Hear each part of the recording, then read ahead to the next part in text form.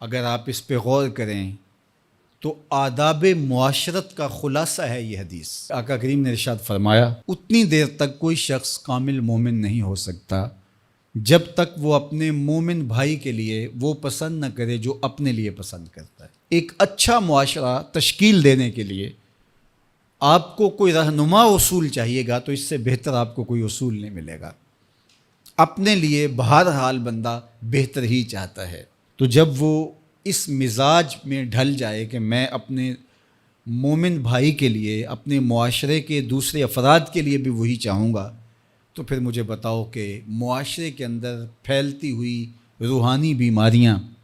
حسد، حقد، بغض، کینہ، نفرت، ایک دوسرے کو نیچا دکھانا، تکبر، رعونت، غرور، یہ ساری چیزیں یہ کہیں آپ کو نظر بھی نہیں آئیں۔ صرف اسی حدیث کو اپنا امام بنا لیا جائے اور اپنا منشور حیات مان لیا جائے۔ محمد بن حنفیہ رضی اللہ تعالیٰ عنہ حضرت علی المرتضیٰ رضی اللہ تعالیٰ عنہ کے فرزند ہیں، لیکن حضرت سیدہ فاطمہ الزہرا سلام اللہ علیہا سے نہیں ہیں، اور حضرت امام حسن رضی اللہ تعالیٰ عنہ حضور علیہ الصلوۃ والسلام کے نواسے، تو بھائی آپس میں، تو دونوں میں کسی معاملے میں شکر رنجی ہو جاتی ہے۔ شکر رنجی، جس رنج میں مٹھاس ہو، شکر ہو، میٹھی ناراضگی، کوئی بغض حسد پہ مشتمل ناراضگی نہیں۔ تو حضرت محمد بن حنفیہ ایک دن بیٹھے تو سوچا کہ وہ میرے عمر میں بھی بڑے بھائی ہیں، اور پھر دوسری بات یہ ہے کہ وہ رسول خدا کی بیٹی کے بیٹے ہیں،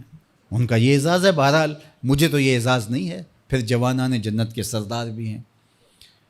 تو میں ان سے ناراض ہوں، وہ میرے سے ناراض ہیں، تو بات بھی کوئی اتنی خاص نہیں،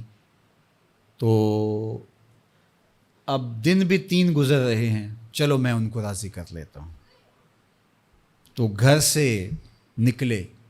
ان کو راضی کرنے کے لیے، تو واپس آ گئے راستے سے، کاغذ لیا اور اس کے اوپر اپنے بھائی کے نام مکتوب لکھا کہ میں آپ کو راضی کرنے کے لیے گھر سے نکلا تھا، لیکن راستے میں مجھے حضور علیہ السلام کا فرمان یاد آیا کہ جب 2 مومن بھائی آپس میں کسی معاملے میں الجھ جائیں، ناراض ہو جائیں، تو جو صلح میں پہل کرے گا وہ جنت میں بھی پہلے جائے گا،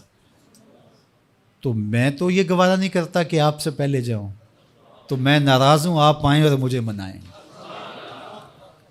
تو حضرت امام حسن نے خط پڑھا اور مسکرانے لگے،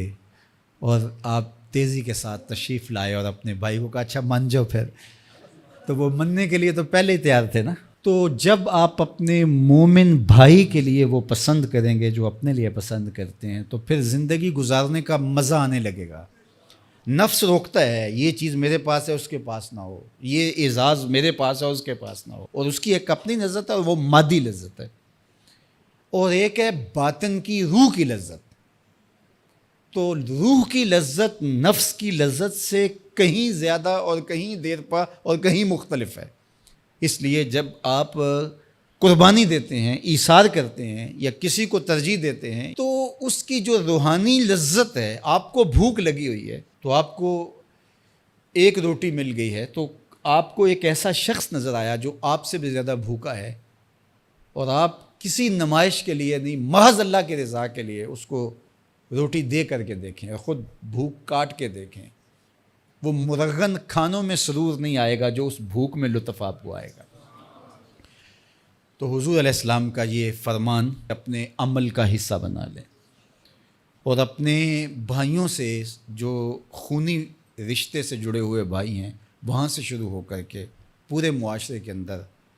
اس کا عملی نفاذ کریں۔ آپ کو اتنا سرور آئے گا اور باطن میں اتنا نور آئے گا، اور اس قدر معاشرے میں خوبصورتی کی بنیاد پڑے گی۔ اور اگر ہم آج اس حدیث کو اپنے لیے خضر راہ بنا لیں تو یہ اس پہ عمل کرنا کوئی مشکل نہیں ہے۔ یہ آپ ابھی سے جب اٹھیں گے تو اپنے ساتھ والے کو ترجیح دے دیں گے کہ پہلے یہ گزر جائے، تو ابھی سے شروع ہو جائے گا یہ کام۔ تو یہ آپ گھر میں اپنے بچوں کے ساتھ، اپنی بیوی کے ساتھ، روزمرہ کی زندگی میں جہاں ملازمت کر رہے ہیں،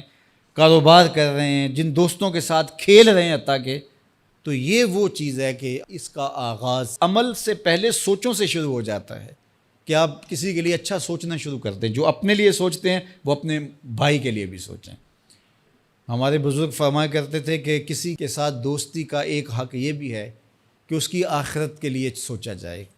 کہ یہ میرا دوست ہے تو دنیا میں میرے ساتھ ہے تو حشر میں بھی جنت میں میرے ساتھ ہو. تو اس کی ہدایت کے لیے اگر نماز نہیں پڑھتا تو اس کو نماز کی طرف لے کر آئیں. اگر اس کے معاملات کے اندر خرابیاں ہیں تو ان کو دور کرنے کی کوشش کریں اور اس کو آہستہ آہستہ اچھائی کا خوگر بنا لیں.